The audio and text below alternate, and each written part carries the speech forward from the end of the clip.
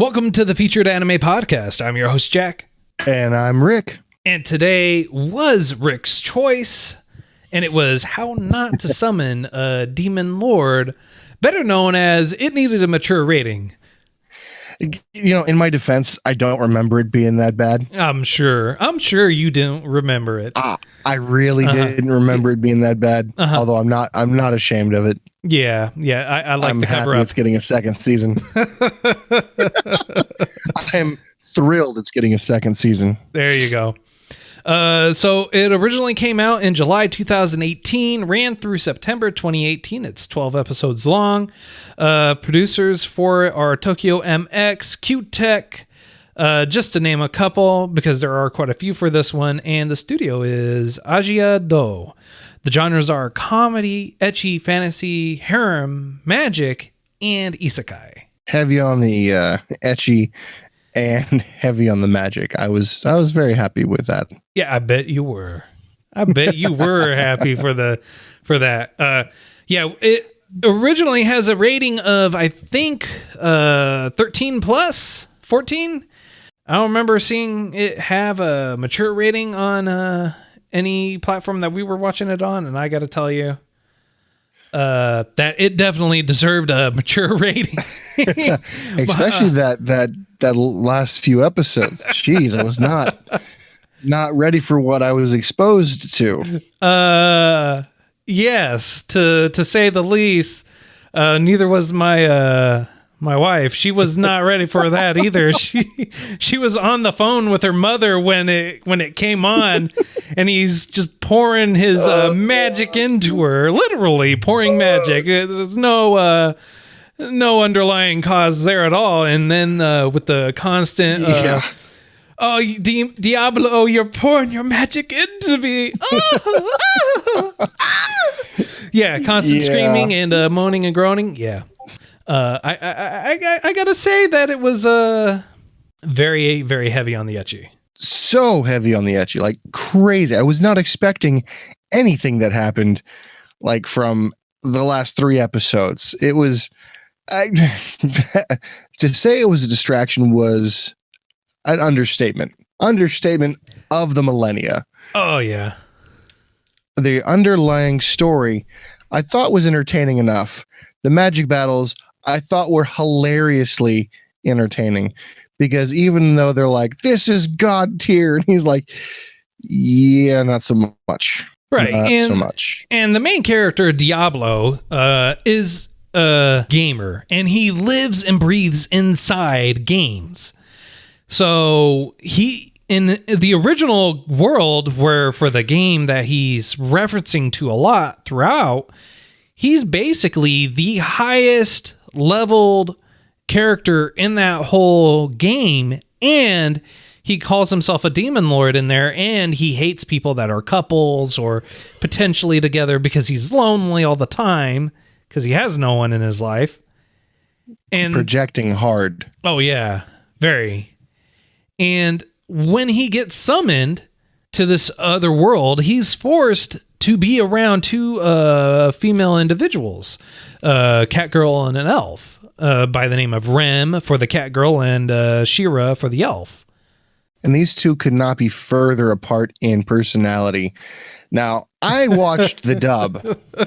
I don't know if you happen to have encountered this gold mine of annoyance. First of all, I love the they could not be further from personality as well as in assets, to say the least. Yeah. And they had a really good dichotomy. One was extremely flat-chested to the point of hurting our main protagonist's face with her ribs, and the other one was so well endowed that she risked, I think it was smothering him in his sleep. Yeah, frequently. Frequently, yeah. So sexual innuendo is, we'll just call it the norm for here.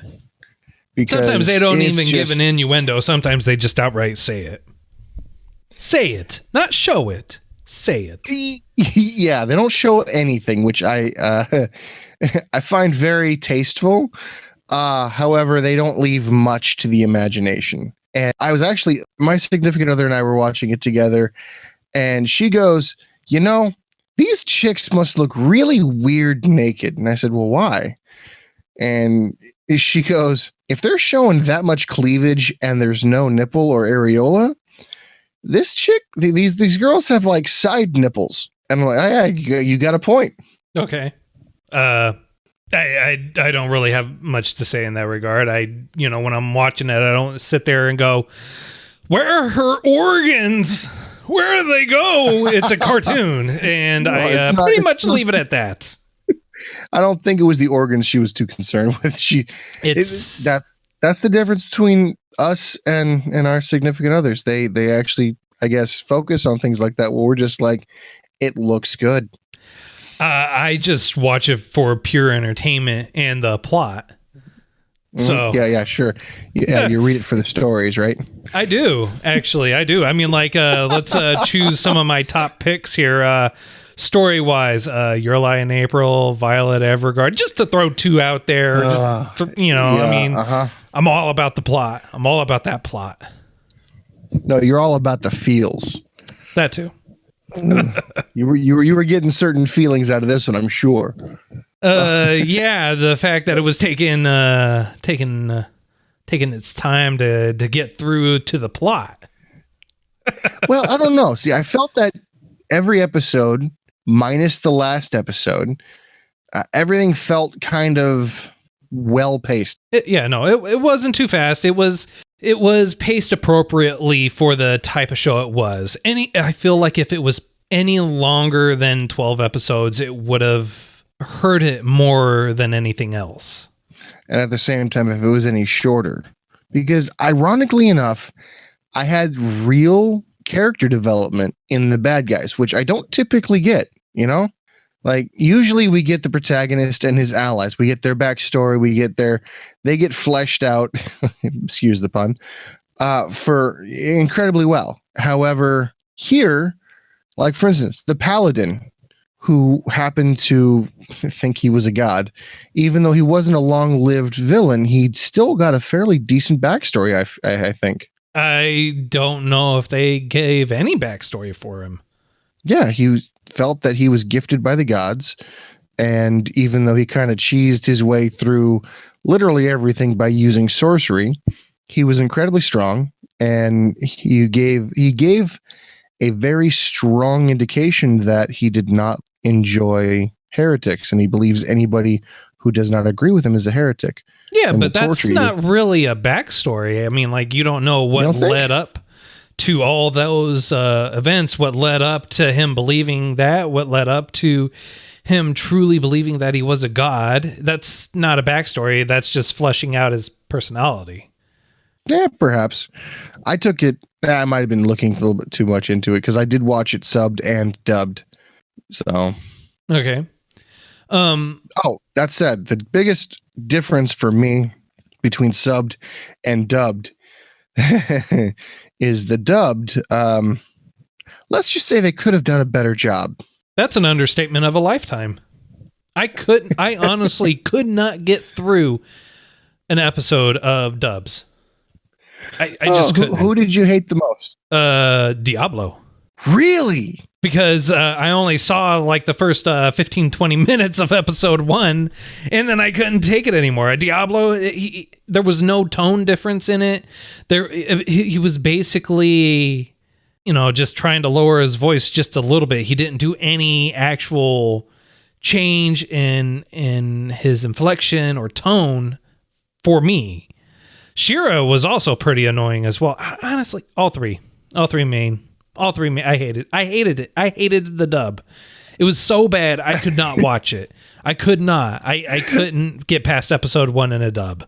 I really couldn't. The stuff the background characters said was just solid gold. Like, it's like they looked at the script and didn't care. Like, no, that doesn't make any sense. We could fit this here though. But what the thing that really got my goat and just really annoyed me was Rem. Who thought it was a good idea to have a California beach bum essentially voice Rem? Like Valley Girl Beach Bum. That was the inflection and the accent I got out of it. I would have to say the casting director thought it would be a great idea. It definitely did add to the humor, but oh dear Lord. Yeah, no, the dubs were bad. I couldn't do it. I couldn't get past episode 1. They were just so bad for me.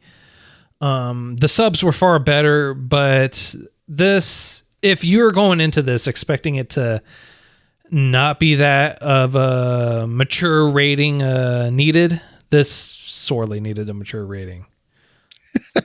We keep going back to that only because every episode there was a scene where he was in bed with both of those protagonists, and who for some reason happened to be his slaves. Like they did a summoning ritual which summoned him from another world, where you get the isekai genre from.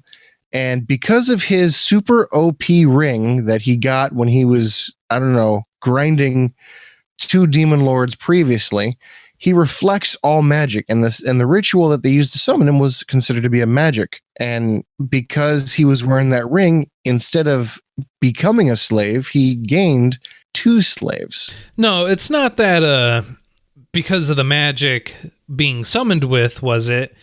It was a separate magic. It was called the enslavement spell, and that's what got reflected. So they summoned him, and once he was summoned, they did another spell on top of that, which was the enslavement spell, which caused him to enslave Shira and Rem, which the progression from we need to figure out how to break this enslavement collars and get free escalated within the first like 2 episodes to we're happy that you own us. Aren't you proud of us? Type of mentality. And then I only say to it was a end healthy it. mentality. Yeah, well, you know, Stockholm syndrome. Just saying. Just saying. Yeah, only to end it with him, for lack of a better term, enslaving his own daughter. Yeah. Well, no. I mean, there's no blood. Don't get me wrong. There's no blood, but it was his energy into Rem that forced the demon lord to come out. Now, well, Rem's they had to pour magic into her in a very specific way that does not involve any stabbing with a knife. Well, we'll get to that. So basically, Rem's whole backstory is inside of her was the new demon lord, and it was inside her mom. It's hereditary. So long as they keep her lineage going, the demon lord will not come out. But if she is the way I understood it, if she dies before giving birth, she's going to release the demon lord upon the world. And in order to get the demon lord out without actually killing her, you had to pour an excessive amount of magic into her via skin touch. Only when he puts her hand on the stomach and forces like that, he's told, hey, that's not good enough. So the option was to cut her open. He was told to cut her open and pour magic into her like that. He's like, I'm not doing that. And he was told there's another entrance close to the stomach that he could gain access to. And I think we all know where that is at. Indeed. It's the mouth, right? Up at the head? No? Yeah, nope, not there. A little lower. Oh, lower. Okay. All right. I gotcha. Understand. Not the belly button either. Ah, damn it. Well. Yeah. Oh, jeez. At that point, it was that episode as well that my wife also decided to be on the phone with her mother when that was going on. That's a great conversation to have. What's going on over there? Don't ask. You don't want to know. You don't. Jeez. It's a very unique, very comedic anime. There are several points throughout it that are pretty funny, and they do tie in some of the characters, or at least one of the characters, Alicia.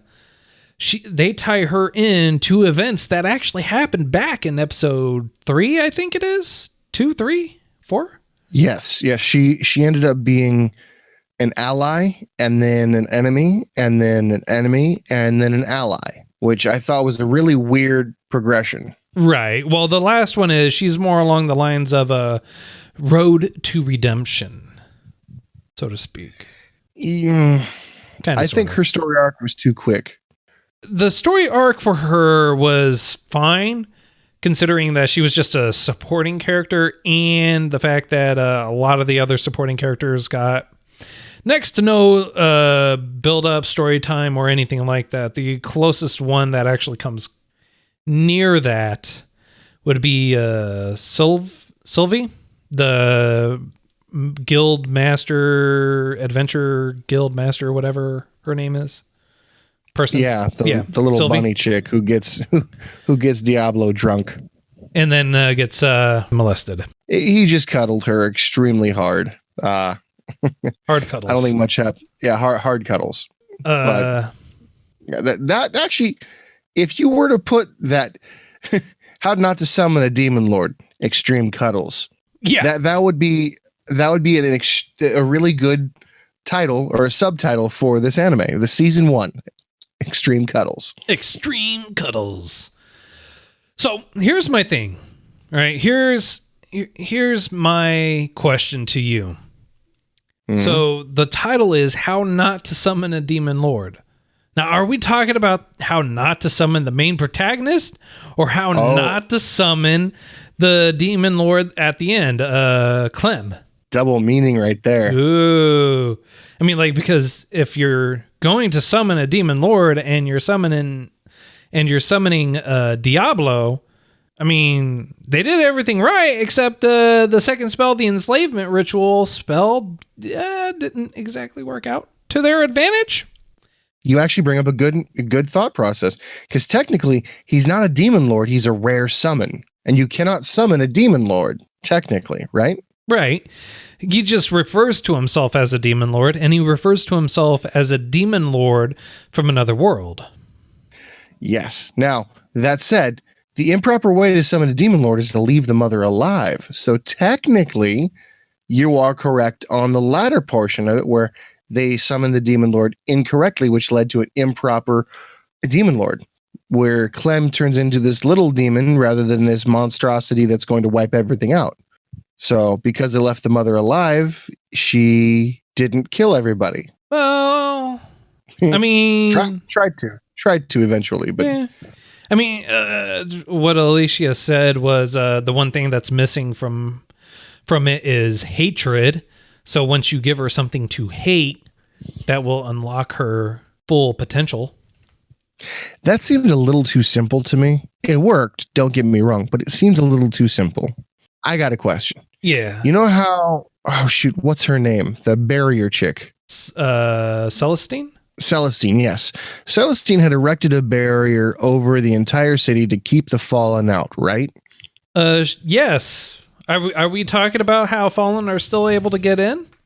No. See, the first one I understand came through as an object, wasn't necessarily regarded as a fallen to begin with. Right. At the very end, when the fallen freaking captain was able to get in, how does that happen? One room over. At least that was my interpretation. Hang on. You're forgetting someone. Clem. How was she able to get in too? Demon Lord, not fallen. She's still technically a fallen. Just throwing that out there. Don't know. I don't know how that qualifies, because I think she's not a fallen. Well, I she's mean, a demon lord, completely different species. Let's put it to you like this: what qualifies Edelgard, the girl who is a fallen that we know to be a fallen? What qualifies her to be a fallen? Right? I'm gonna say she uses a weapon. She looks just as human as a demi-human. Yeah, no, I get that. So, I mean, like, could it be that they're more human in appearance than all the other fallen, which were all basically beasts in appearance? Beastmen and things like that. That makes sense. So, I mean, if we're going to go with that, that would be why Clem, or in this case, just Edelgard, were able to get into the city, unless Celestine somehow doesn't always have the barrier up, which is a possibility too. Yeah, I was going to say that could make sense because the only time that she was actively working on the barrier is when she was in her little spire thing focusing. Yep. So maybe it's not active all the time. That is a very good possibility. If only we had answers. Or a season 2. Oh, wait, we will. 2021. Yeah. 2021. And that's a year. That's going to be a long time. Going to be a long wait to get answers, but that's all right. I accept the wait. I accept the challenge. I can wait. I can wait until we do a season 2 on this as well. Oh yeah. Just give me some time to forget what it's actually about. Yeah. So one of the things I actually really enjoyed was Diablo. He kept referencing the fact that everyone's amazed by his knowledge, his power, and everything like that. And one, it's because he grinds, and two, he always has this constant internal conflict. You hear the real voice internally, and then he always puts on his Diablo persona when speaking to everyone. And it always comes out in a very I'm gonna burn you to ash because I just can type of mentality. Extremely condescending, yes. And another thing is everyone's always, when he's making the references in between the world he knows through the game and the world he's in now, he's not exactly worried about it so much, but then he starts coming to the realization that if he dies, he dies, and that's it. And that was his reasoning for why everyone was so low, because they do only have one life. Of course, you're going to play it safe. You're not going to go out and try to bust your butt knowing you can respawn later to kill these monsters. Yeah. Whereas he had already done all the work. He had already died however many times, respawned however many times, and got his level crazy high. Maxed out at 150. Now, that's not to say that people aren't up on his level or close to it. You do meet a couple. The paladin is one of them, and then the governor or the lord of the city he's in is another one. And well over level 100. Yeah, he says one of the skills that he uses is a skill only obtainable once you hit 120. So that gives you the idea that there are people out there that are going to be as strong as him, but he needs to play it off. And this is where the strategic thought process comes in. Although it doesn't always think it through, when he's close to beating him or he's out of magic, he puts on a front and pretends that he doesn't have any interest in killing him because he's already lost interest. He knows he can beat him. And the competitor is so weak that it's not even worth his time to kill him. And he has to keep up that persona so that way people don't always try to attack him. Fake it till you make it. Exactly. Now, here's my question for you.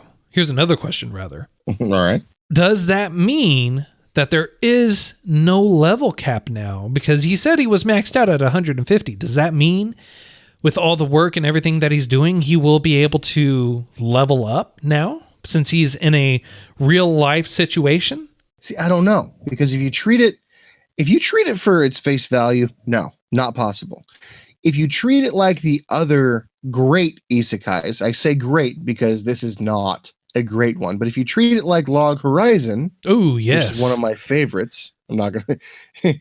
I definitely want to do one of those. Can't wait for the new season of that. We will definitely have to recap.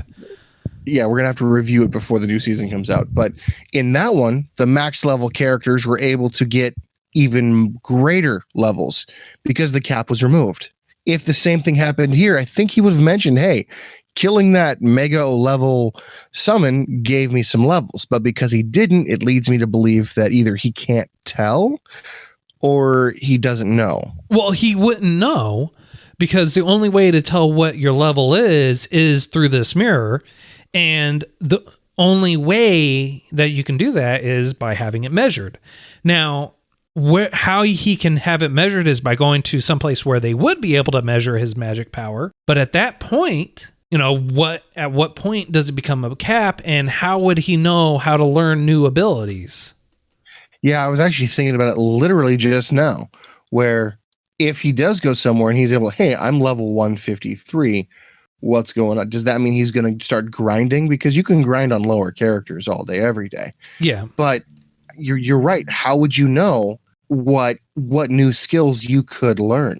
Yeah. I mean, that's genius if they're going to go that route. But I think that's too big brained, to be perfectly honest. Especially for this, yeah. Yeah. So, do you really have any much more to add? Because I think we hit it all. I don't want to go too far into speculation because season 2 is coming. Indeed, I don't want to be wrong. Honestly, I'm right there with you. I'm intrigued as to where they're going to go with season 2. I really would love to know what everyone else thinks about it. So if you have any thoughts on where you think they're going to go with season 2 or some general thoughts on this, I would love to hear from you.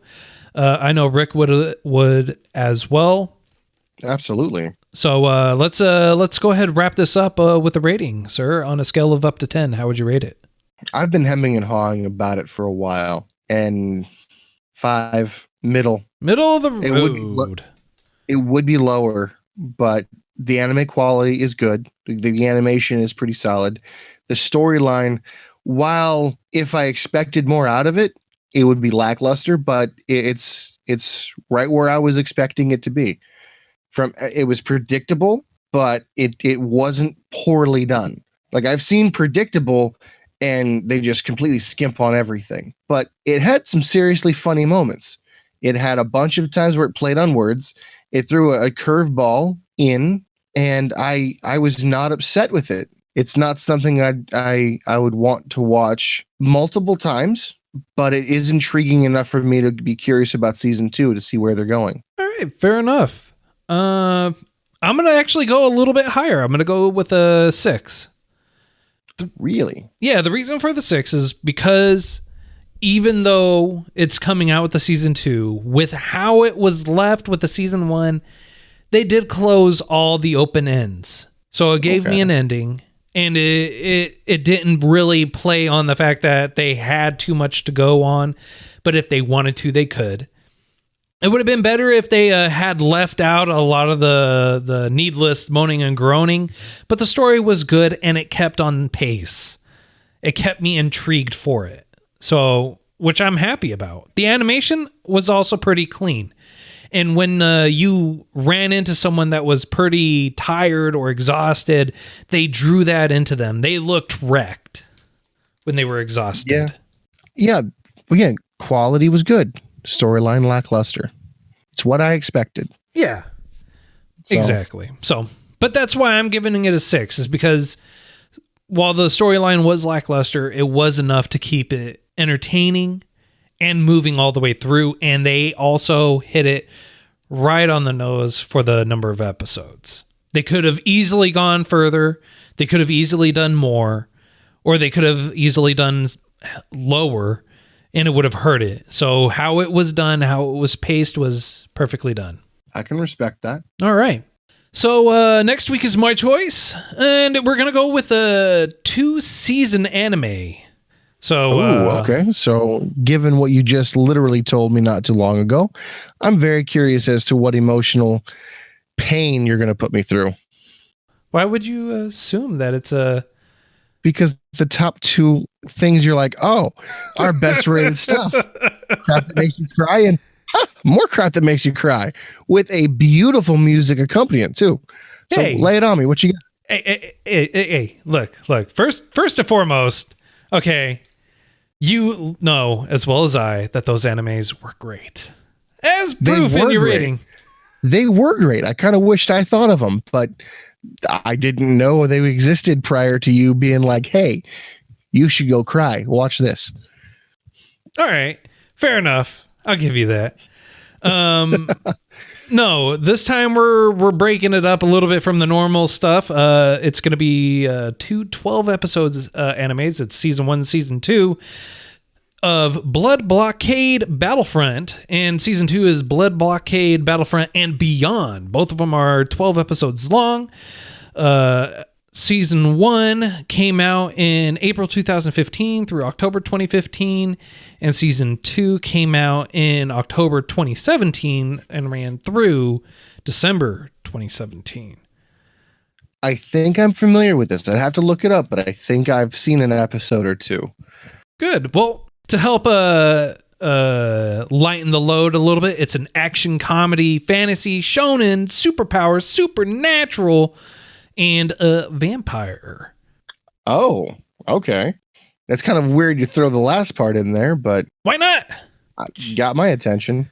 So, yeah, that's next week's choice. If you've seen next week's choice, this week's choice, any of the previous choices, feel free to let us know what you thought of them. If we missed anything at all, we would love to hear from you. You can reach out to us at featuredanimepodcast@gmail.com. You can reach out to us on our Discord server. We are on there, and we do have a link in the show notes. Feel free to join us there. You can tweet at us at Those Anime Guys, at Featured Anime Podcast on Facebook, and we even have a voicemail link in the show notes as well. And we are also on YouTube, so if you leave a comment in there, we will be sure to respond to you. Until next time, I'm Jack. And I'm Rick, and we'll see you next time.